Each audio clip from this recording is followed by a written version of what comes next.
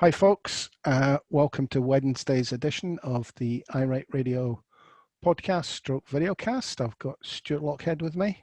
We're back. And Jimmy Hutton. All right. And I'm Norrie Stewart. And apologies for yesterday, folks. I was not up to it yesterday. Neither was I. No, neither was I.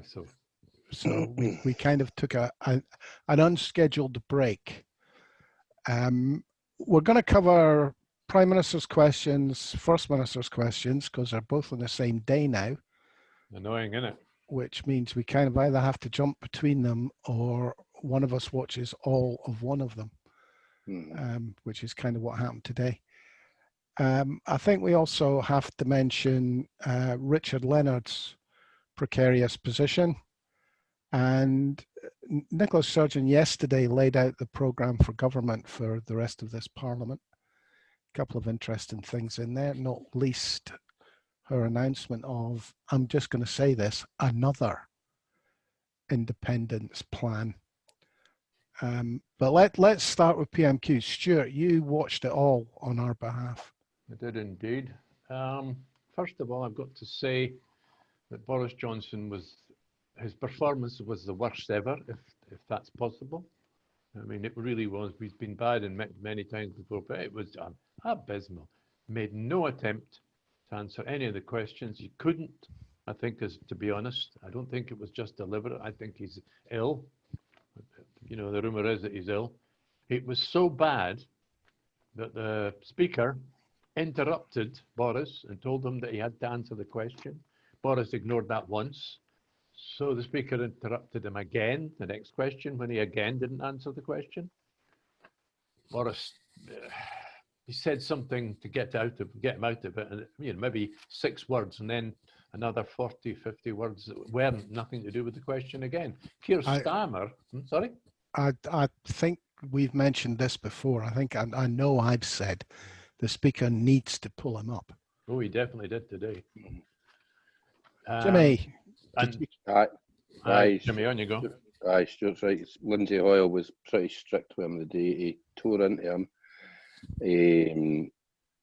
At one point, Boris was particularly insulting to Keir Starmer about, basically, he kind of accused him of having nothing to say when a pro-IRA leader, i.e. Mr. Corbyn, was busily chuntering away at the box, and Mr. Starmer was obviously rather annoyed because as DPP, he personally prosecuted terrorists in the past, has worked in a position that Boris has found himself in, working with the security services because he's now Prime Minister.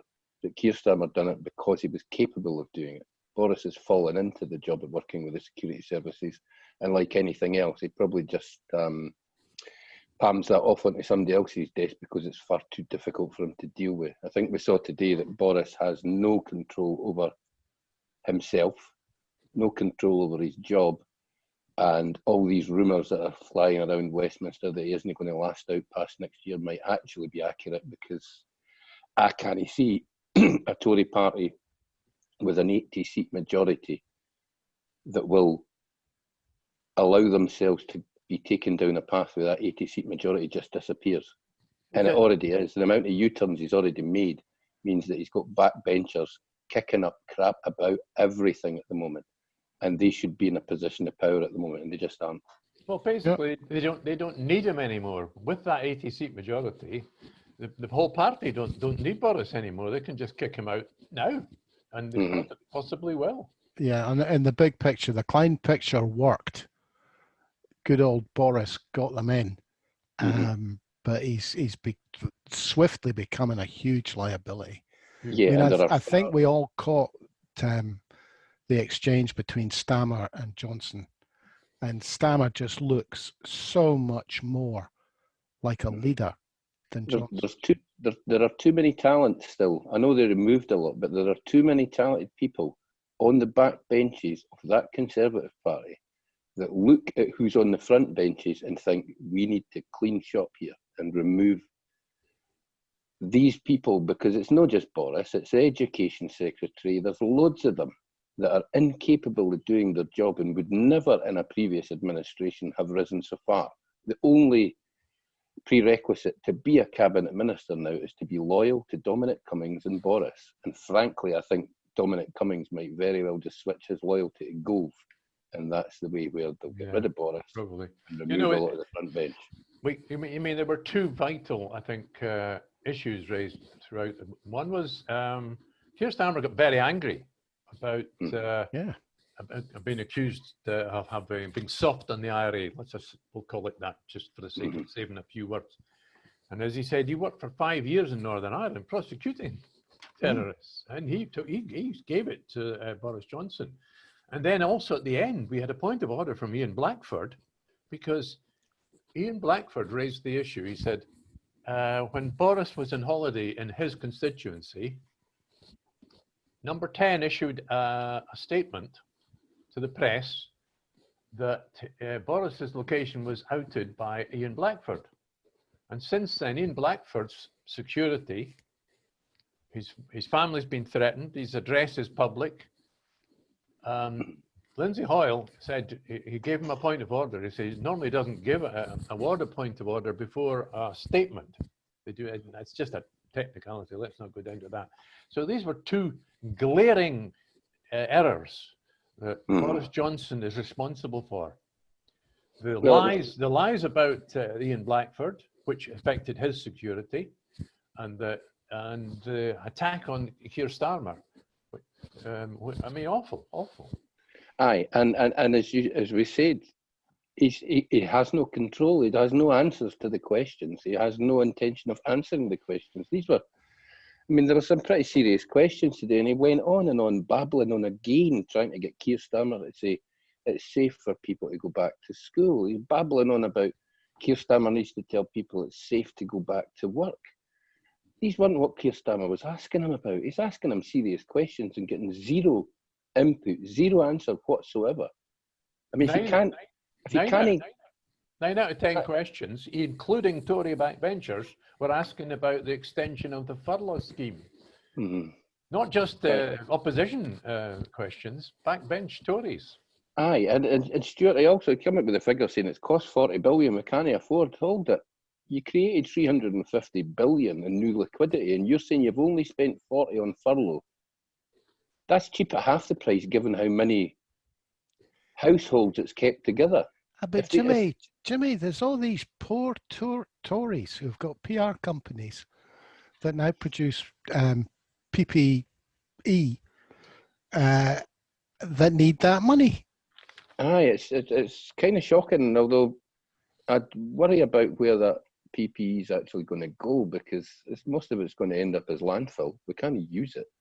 It's not like they produce stuff that people are actually going to use. They've got contracts and produce nonsense.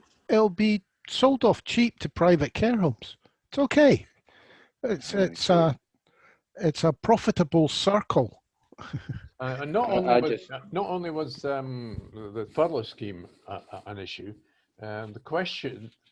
Don't forget, we had Northern Ireland questions before Prime Minister's questions. So there were the DUP. Two of them had difficult questions for the Prime Minister as well. Sugly peg doesn't he come into it? He hasn't got a peg at all. He just can't do the job, and the fact that he's basically a snake oil salesman. His whole career has been based on this persona that he created. And fine, it won him an election, but the reality of the job is way, way beyond him. And the fact that Keir Starmer, who's not that impressive in my opinion, I thought more highly of him than he's shown so far. But I thought his line about doing the decent thing and this Prime Minister just do not go together. I thought that was a nice line, thought on his feet, and it actually sums it up perfectly. Boris has always been a charade of a man. But Keir Starmer looks the part. Boris Johnson doesn't. And I mean, it kind of, if you don't mind me segueing into a Scottish prospectus on this, this basically talking crap and waffling and telling lies has infected the new branch manager, Tory branch manager in Scotland. I see somebody's started calling him D.ross, as in D.ross. He's been caught out telling porkies. about not being prepared to vote for any diminution of the food standards. However, he's not voted to make sure they're safe. And the guy he quoted, he was on Good Morning Scotland. I think we played the clip, but the guy he quoted was on Drive Time, not Good Morning Scotland, Radio Scotland, later on, saying he was horrified that it'd be taken totally out of context. Look, not only that, there was a real horror towards the end of Prime Minister's questions, which Boris Johnson is not directly responsible for. If you recall, a young lady, asylum seeker, died on last week. She couldn't work. She had no money. Her one-year-old child in Glasgow was lying on the floor beside the body of her mother. It's an appalling indictment of the policies that pursued by Labour and Tory governments in this country. And do you know what? A Tory backbencher stood up at Prime Minister's questions and was complaining about the asylum seekers arriving in this country in boats and in paddling pools. Not the asylum seeker that died, which is the shocking horror thing that should have been discussed, but there's asylum seekers arriving in paddling pools. I was raging when I heard that. I actually think that is an issue where the Scottish government should do something they're not allowed to. Because it's devolved. I'm starting to think just decide to do something about it. You're right on that, Norrie. If they just went and turned around and said, right, how many asylum seekers are in hotels in Scotland right now, and take 250 quid each, give them 200 quid's worth of food and 50 quid cash, and just say to the UK government, what are you going to do about it? Because that 200 quid's worth of food and 50 quid of cash could be the difference between people living and dying. How are you going to spin that against the SNP? I really do think that's a move that and the drug clinic idea. Apparently there's a van now going round with clean needles and stuff in Glasgow, which is technically breaking the law. But, do it. To hell with them. And just to add a little bit of colour, this is not just the responsibility of this Tory government. If you remember the election where Gordon Brown was Prime Minister, he was responsible for the commissioning of mugs, Labour mugs. Because he was so anti-asylum seeker immigration controls. Because they were so sucked into Nigel Farage's nonsense about us. The island sinking because there's so many people are coming here. It's a nonsense. The numbers that are coming here are nothing like what they pretend. And Jack Straw, when he was Home Secretary, he had a hostile environment of his own. Having been down on the south coast in my time, it's a different picture down there to Scotland.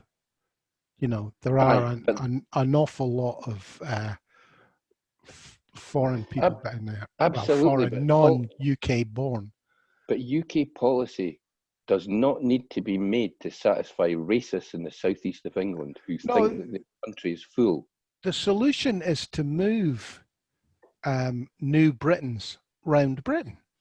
Oh, I suppose so. Surely that's the solution.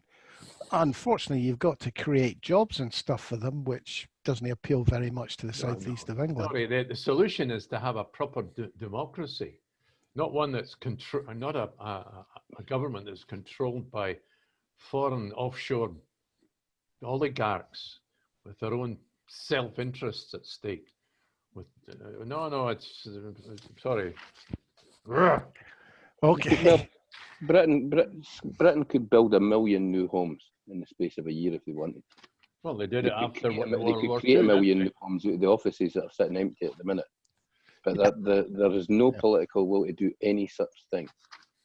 Although it's a lot cheaper to build them on green fields than it is to alter offices. Okay, guys, FMQs, First Minister's questions. I really wish they go back to Thursday. Are you listening?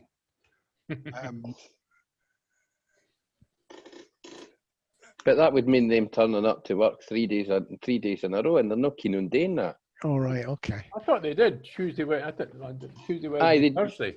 They do a Thursday, but they like to get away early doors, mate. Thursday they like to be having their subsidised lunch and be out the door by 1 o'clock if at all possible. Oh, well, that's possible. Stuart, I forgot to ask you, what did Ian Blackford go with? Furlough. Mm-hmm. Very, very strongly on the furlough scheme. He wasn't alone. 90% of the questions were about the furlough scheme. Well, good pressure. And Boris, all that Boris Johnson could say was back to work, back to work, back to work, back to school. He's incapable. I think all he's doing is watching Donald Trump, and he thinks, well, Donald Trump's got a base and he gets away with it. I'll try that. I think that's where the double speak comes through as well, mate. If you get Boris saying one thing, his health secretary saying another, his home secretary saying something different, they do love the confusion that it caused, because at the end of the day, none of them can be held to account for what they say if they're all saying different things. It's very Bannon-esque. Yes, disrupting is the disruptor is the expression. Okay, back to FMQs. Ruth Davidson proves herself. All I wrote, Norrie, was Ruth proves herself stupid, Dick proves to be one, and Wee Willie Wanky shows that without a farm animal, he has no purpose whatsoever. You can write the blurb this. Well, we'll move on to presidential question time. Ruth Davidson went with education, and basically decided that the pandemic had never happened, and that you should be planning for this time next year now, and then seemed to be surprised when Nicola Sturgeon told her that's exactly what the SQA was doing. She seemed a bit perturbed that Nicola Sturgeon still seems to have confidence in the SQA, in that the SQA have developed a successful education policy since long before Ruth Davidson was ever in Parliament. They've had a blip this year that was basically caused by the government asking them to produce a set of results to a specific outline that the government gave them, which they did. And now Ruth is, I don't know I didn't really know what she was wanting to do. Does she want the SQ to be disbanded and the Ruth Davidson company to then set the education policy for Scotland for the next few years?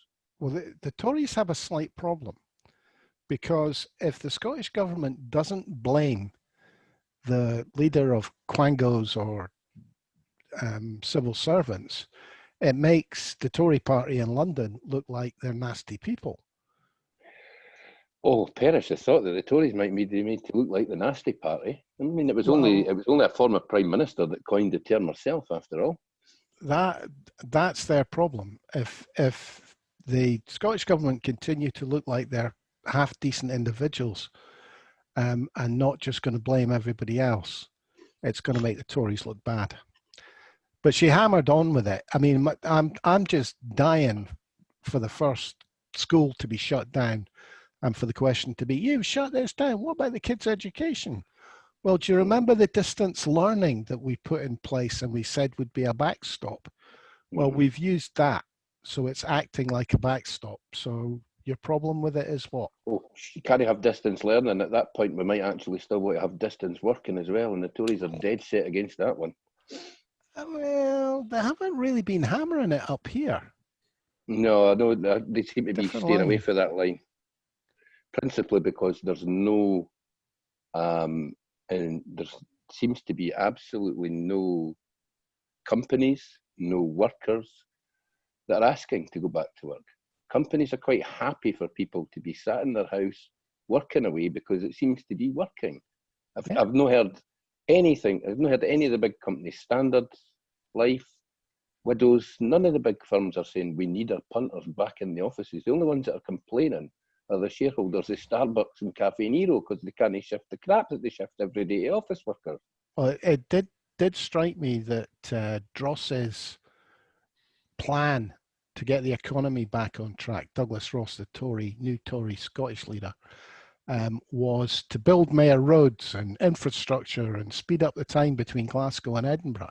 We have to listen to what he's got to say. He's not going to win next year's Well, election, so he's not going to have the power. The point I'm trying to make here is that it doesn't seem to have occurred to him that we might not need the infrastructure because everybody's going to stay at home forever.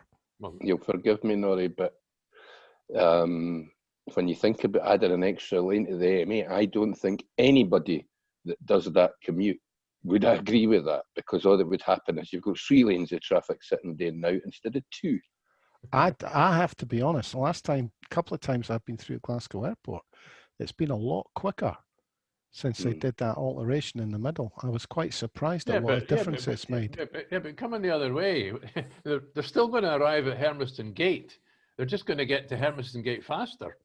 Well, didn't he tell them to go the bottom road then? Exactly. Anybody that comes from Edinburgh to Glasgow and drives all the way to Hermiston Gate's doing it wrong. You'll forgive me, but they're just doing it wrong. Unless they're going to Hermiston Gate.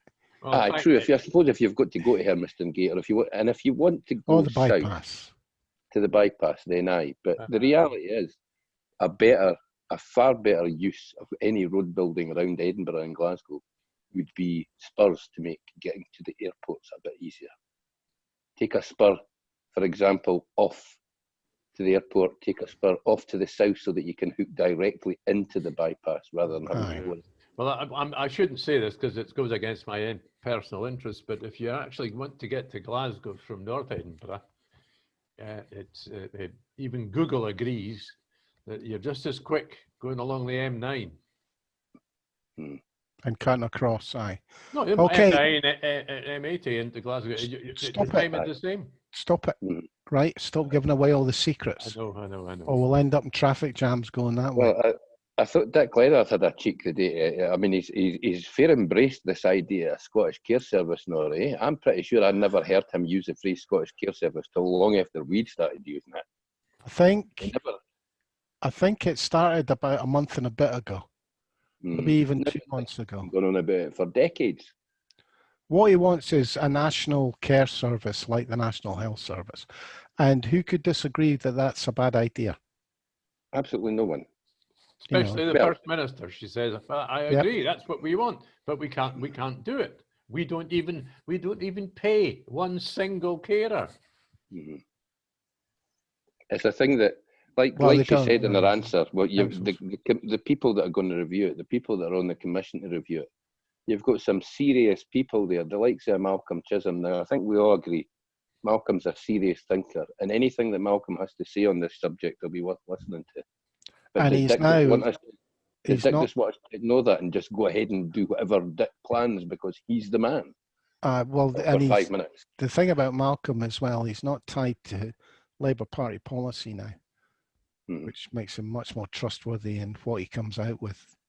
I'd love to hear his views on the wee machinations and certain Ouija Tories who are that desperate to get back up to the top of the list because they ken that they can't win their seats, that they're willing to knife their leader in the front just to make sure that they get to pick who goes where on the list rather than him.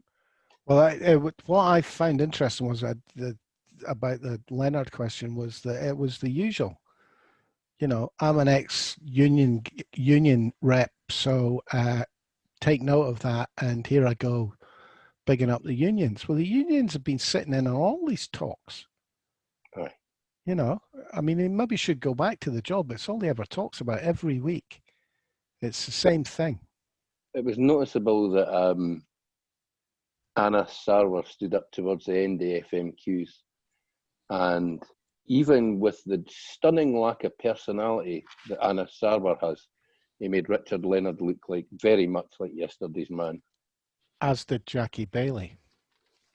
It's weird how they're now talking about Monica rather than Jackie. It seems that they want to go for a younger female to be not getting the job because Scottish Labour will give it to a man this time again. Sure. No, that's all right. Carry on. I'm still listening, really, to be honest. Patrick Harvie. was really quite conciliatory. He kind of had to be, because what's her face wasn't he yesterday? Alison His co-leader, that's the one, Alice. I always forget that lass's name. It's just that bitter, twisted look she's got in her face when she stands up to talk. Always looks like she's sat on something rather unpleasant. But he kind of had to be a wee bit nice, because Alison wasn't very nice yesterday. So I struggle to take the Greens seriously, mate. I think the Greens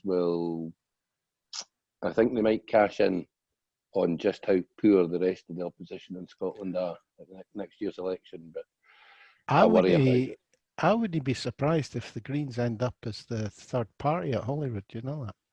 Well, if Labour keep fighting amongst themselves, mate, 14%, they're only what? They're only a few points ahead of the Greens at the moment. Can I ask, because I didn't see the first part of FMQs at all, I assumed that they would have been talking about the Glasgow outbreak, but you apparently not. Not really. It was kind of settled beforehand, mate. Mike Rumbles tried to bring up a point of order and around whether it was guidelines, and he wanted the stuff to be put before Parliament, and basically his point of order got slapped back down his throat, mostly because, frankly, is Mike Rumbles credible anymore when he's standing there with a suntan worse than Donald Trump's, because he spent the entire summer in Spain and doing his job via Zoom. 2 months in Italy? Mm. Not I bad. thought it was Spain. I do apologise. There was a question specific about can you go to grannies for childcare? And I can't remember the other one. Tradesmen can paid. Yeah. Paid people come in. And what was probably most noticeable about that, she knew what the answer was. Nicola turned around and said, "Yep, just be extra vigilant. Tradesmen are allowed in your house, and you're allowed to go to your granny for your tea." Right. And there's a Q&A online somewhere that you can just go, fire your questions in. But if you contrast that to what Boris would have said, Boris wouldn't know what to say anymore.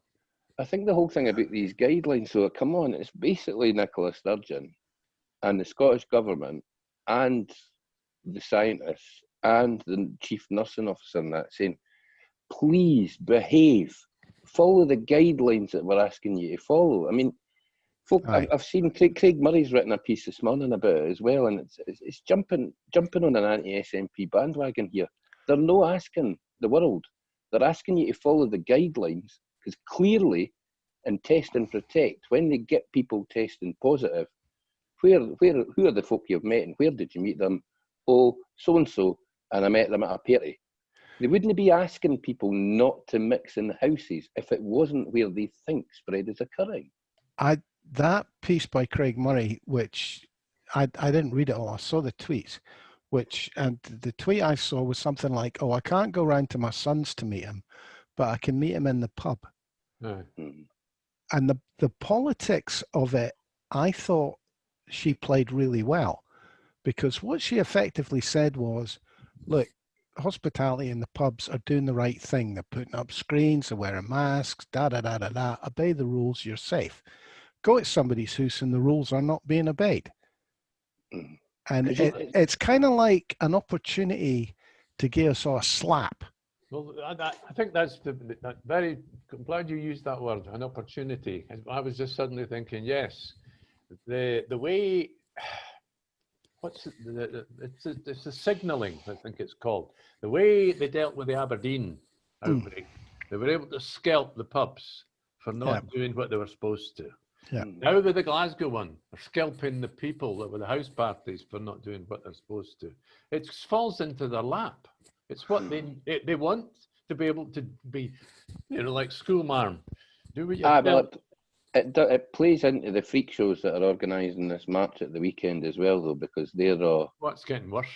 They don't want to be told by anybody. They know better. They're cleverer because they've read the information. And there's paid advertising on Facebook now. I wonder where this money is coming from. It's coming, and they're dreaming up all sorts of names that would catch your attention. Scotland First, Save Scotland. Well, Jimmy, you mentioned the other day that there's somebody that we know who's an anti-vaxxer. Well, I've just discovered there's another one. Is Both there? women with kids. Right. Aye, well, Very weird. it's the same, mate. I noticed this morning that the majority in that unionist website that appeared out of nowhere about a year or so ago, but they were using Wing's latest column and his polling to make a different argument from him, but a similar anti-SNP argument to the stuff that Wings put out yesterday and this morning. Well, Wings is going to have to be careful, because at some point, if there isn't a viable third indie party, new indie party for the second vote, he's going to have to pull his horns in and support the SNP on both votes. I didn't think he can support the SNP now, mate. His entire output for the last year or so has been anti-SNP, and let's remove. Well, I mean, if we're moved on to that issue, I think Peter Bell was much more opposite. Yes, made it very clear he'll support the SNP in this election, but he will continue to push for changes that he believes are necessary, and I kind of agree with him. Well, well, there's no alternative. Peter actually recognises that there is no alternative. If Wings gets his way and Nicola Sturgeon is removed as leader, then the SNP won't win the election. The only way to remove Nicola Sturgeon and the cadre people around her is for the SNP to lose the election, the Unionists to win it. And if that's what he wants, he's doing a rare way of going about it by being quite so anti-Nicola and his stuff. But my problem is it's anti-Nicola. It's not pro somebody else. If he comes up with a name that he can guarantee will be totally independence focused and lead the party as well as Nicola has, I keep saying, look at the polling, look at where we are for the yes movement, 55%, 57% for the SNP. Well, look, I mean, difficult to argue against. But look, I mean, there's a suggestion in something that Jimmy says that, you know, if there was another leader, but there isn't another leader, and it's noticeable that Joanna Cherry's tweet yesterday about the programme for government that covers the proposal for a new independence referendum whenever it comes was totally supportive. Now she's supposedly the potential leader in waiting. I really don't think that. I think maybe the only thing Joanna Cherry would have done differently is take the Section 30 question through the courts, and I'm not even sure she would have done that, because that's not clear cut. It's not even clear cut that the courts would be prepared to rule on it. Yeah, I think that. I wish you hadn't brought that up, because I don't know if you noticed last night. The Tories down in London, what's his name, the guy that's in charge of this, changing the law grab. They've published it overnight, about midnight, their first plans to grab, to stymie the legal system. Well, I've downloaded the document if you need it. If they do it, they're just throwing the Treaty of Union out the window. That's the beginning and end of it. And at that point, you can go to court and say this treaty has been broken.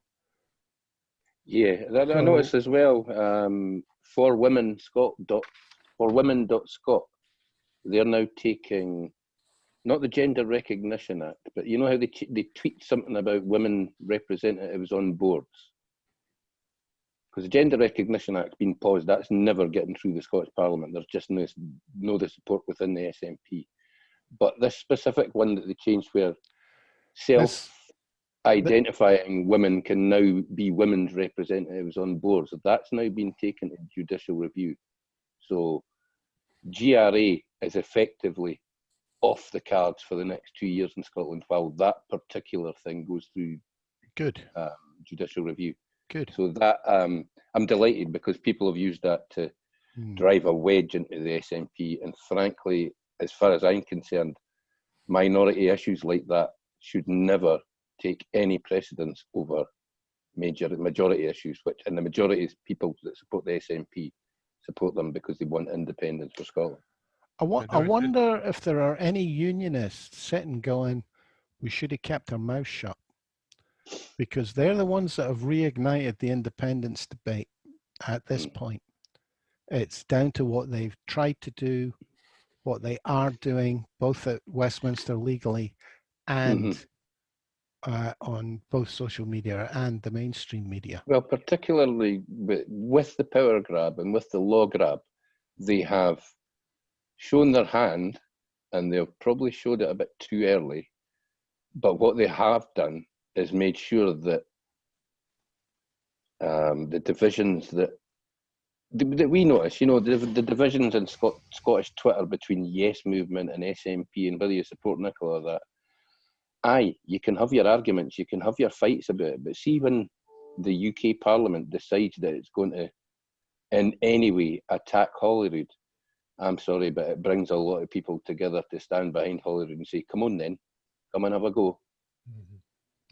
So Stuart, do you think that, well, I think that the mistake that's been made by the unionists is they've given us targets to rally behind. Well, yes, threatening them.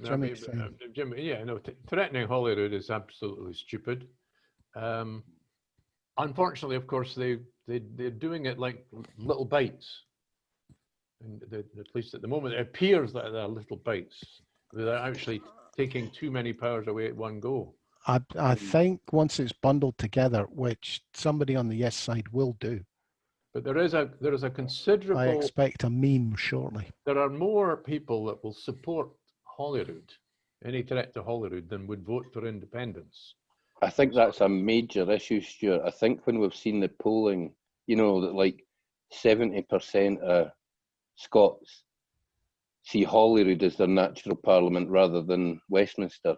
I think that's where the real panic's setting in, because they set up devolution and did not expect it to be, they didn't expect the SNP to be in government, and they certainly didn't expect the SNP to provide good, sensible government that not just a majority, but a very large majority of Scots actually see as being their natural parliament. That's where decisions ought to be taken. Even if people didn't think, even if folk aren't quite there on independence yet, they still think the decisions should be taken in Edinburgh, not London. Well, here's a question, because here's a hard question for both of you. I say hard, it's firm. What if the polling hits 60% in the near future? Yeah, I think we've seen change. Will there be a big change?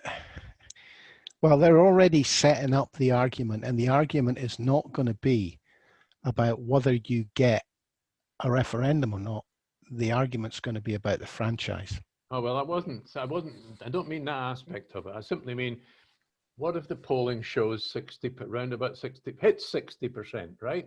And stays that way with maybe 2 or 3 polls. Well, my point about that is they'll try to change that by changing the franchise. Aye, but which one of the union journalists wrote a thing about that a couple of weeks ago when he was saying that a consistent 60% would see considerable changes in how London acts towards Edinburgh and how Edinburgh acts towards London. He was suggesting that you might very well see a far more conciliatory tone coming out of London. We might, I mean, God only knows, we might see that after next year's election. I doubt that, but as I say, it came from a unionist, so what about Alex Massey's piece? Who is a Spectator, Scotland's Spectator editor. Yeah. And his father's Alan Massey, a famous Tory writer. And apparently he's, I don't know if you saw his piece to camera, or was it just on the mic? No, I didn't, no. Oh, well, he's definitely he's got a very sore bottom at the moment, sitting on the fence. He's practically fallen off this side. He's not a great supporter of Boris, that's for sure. And so, I mean, are we looking at a tipping point? As I say, there seems to be a possible tipping point on the economy as well. I'm pretty well convinced that the economy is no longer a weak card. I think you're right. I think I think we're past that now. I think this was a tipping point for Jers this year.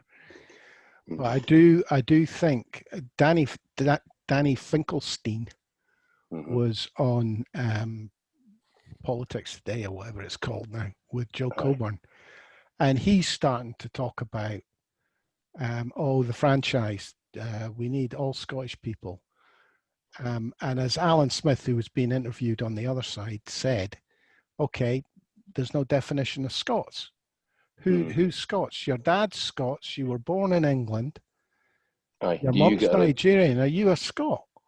Mm. Which was why the franchise, to keep it simple and totally uncomplicated, was you've got to live in Scotland. Yeah, But It's nice that that's invented to muddy the waters.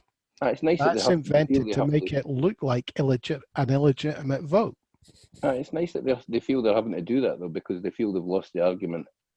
I think they feel they've lost the argument of telling us we can't have a referendum. And I think it'll be interesting to see what actually goes into the SNP manifesto. I mean, yesterday's announcement was just a wee teaser, if nothing else. But I think she looked quite strong when she said it. And there was an instruction going out, by the way, get behind us when I say this. Well, there's been a few Tory voices have said it's untenable if they have a big win. Mm-hmm. And what exactly right now, the polls are superb, but what happens if it keeps going up? And as Stuart says, what happens if the SNP polls 61% next year?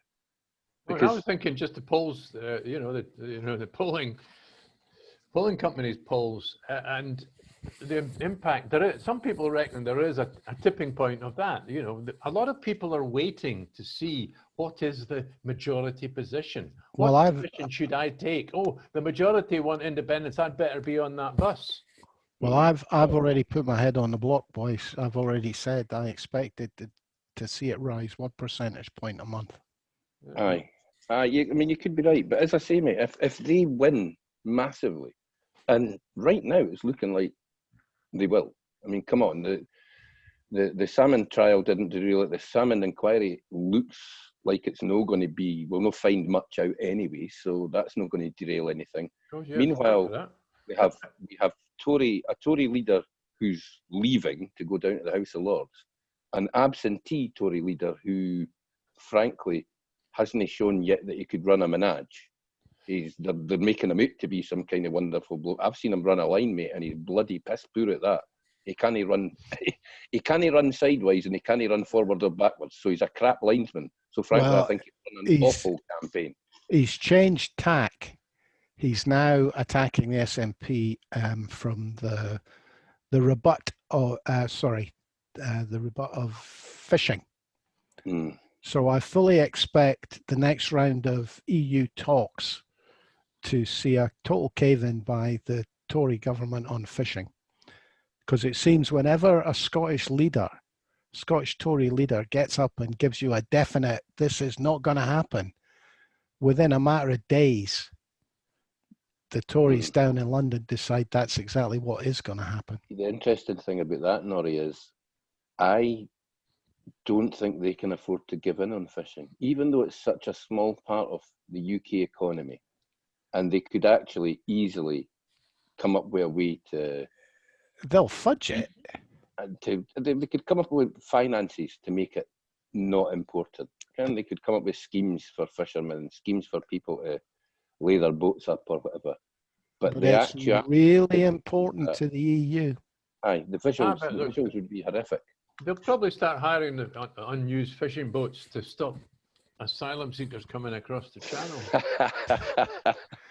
Right, guys, let's finish off with a wee chat about that demagogue that is Richard Leonard. Oh, pear tricky. What do you think? The coat's not even on a sugary peg, mate. The coat's marching down the road with the peg hanging onto it, and Richard's still sat in his seat going, where's my coat? I'll be honest, I was surprised to see his face when I switched over to FM News. I didn't think he'd be there. James Kelly went in and told him to go. Jenny Maris told him to go. So what were you saying earlier on about Neil Findlay?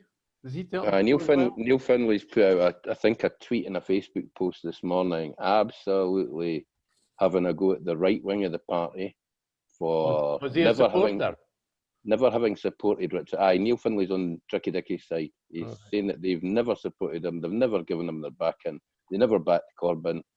They are a busted flush the right wing because they've had control of the Labour Party in Scotland before and made an absolute pig's lug at it, i.e. Jim Murphy. I mean, to be honest, most of these people who want Richard Leonard's job were chief cheerleaders when Jim Murphy had the job and took Labour to the worst results they've ever had. I just think that it's their natural state. I think if they're not arguing with each other, they're not happy. If it wasn't Richard Leonard, it would be somebody else.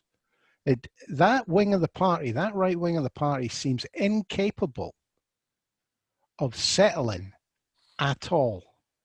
They just, I mean, how many leaders is that? It's about 10 leaders since the Scottish Parliament was reconstituted. It's also noticeable that two of the loudest voices calling for Richard Leonard to go are two of the worst examples of Ouija nepotism we've ever seen in politics. Kelly and Sarwar, neither of them would have ever got a career in frontline politics. They've not got a personality between them.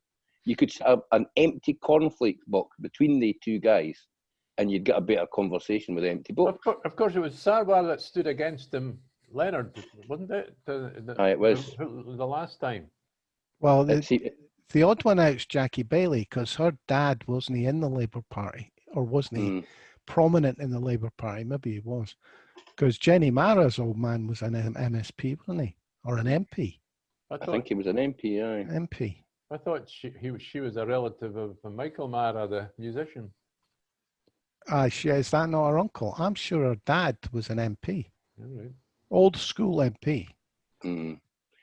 But it just, I mean, nepotism in Glasgow Labour has been rife since long before I came on the planet. You know what I mean? And it's never proved successful. And Labour's they've had their chance. Like you say, Norrie, how many leaders, before they realise it's not the leader that's the problem, it's the message. It's the fact that Labour are no longer relevant to Scots. Here's a thought. I mean, we sit here in Edinburgh and we talk about the Labour Party in coalition with the Tories, and was it 9 councils across Scotland? It's a different situation here in Edinburgh. We've got the SNP supported by the Labour Party here running the city of Edinburgh. They're looking awfully like Liberal Democrats, you mean? Yes. Well, it would be interesting to actually speak to one of the people we know in the Labour Party for an update on their position with Richard Leonard. Which one are we talking about? I'm not going to name anybody. Well, if you want to speak to Gordon. Because he's a Corbynista. Well, find out. He'll be a Richard Leonard supporter then. Well, I would imagine. It might be worth a wee phone call, right enough. I just, it just feels so 1980 to me, Well, I was thinking we'd not heard a whisper really at all about the Labour Party falling out with the SNP running Edinburgh. When they first supported them, it was the other way around, wasn't it? The SNP were supporting Labour. And then the odds changed, but they've been very quiet. I don't hear any rows between them in public. Well, what's there, 11 Labour councillors now, down from 34 at their peak. They've had some heavy hitters on Edinburgh Council. I mean, George Caravan, when he was a councillor, half of the Labour guys went to Westminster. A lot of them went to Westminster from that particular. George Fuchs, for instance. Edinburgh and Lothian Regional Council back in the day. More heavy hitters in the council on Edinburgh than there is in Holyrood at the moment. I'd like to know what the Labour group in Edinburgh City Council think of the Labour groups that are in coalition with the Tories across Scotland. I wonder how far they think they can fall for it still to be acceptable. I mean, are they really want to get to single figures here? Are they really want to they finished 5th in the European election. Did they really want to come 4th in a Scottish election and then still do the same and think it might work? Do you know what's saving them from being 4th? The 5th and 6th parties at Holyrood are useless. You're right, mate. And they should be scared of the Greens. They should be scared of the Greens. There's no danger they can be scared of the Lib Dems because they are woeful. They are utterly. Wee Willie the day, what was it he said? Test and protect was meant to drive the virus out before it spread. Well, Willie, you've got a very different understanding of what test and protect's all about than the rest of the country, mate.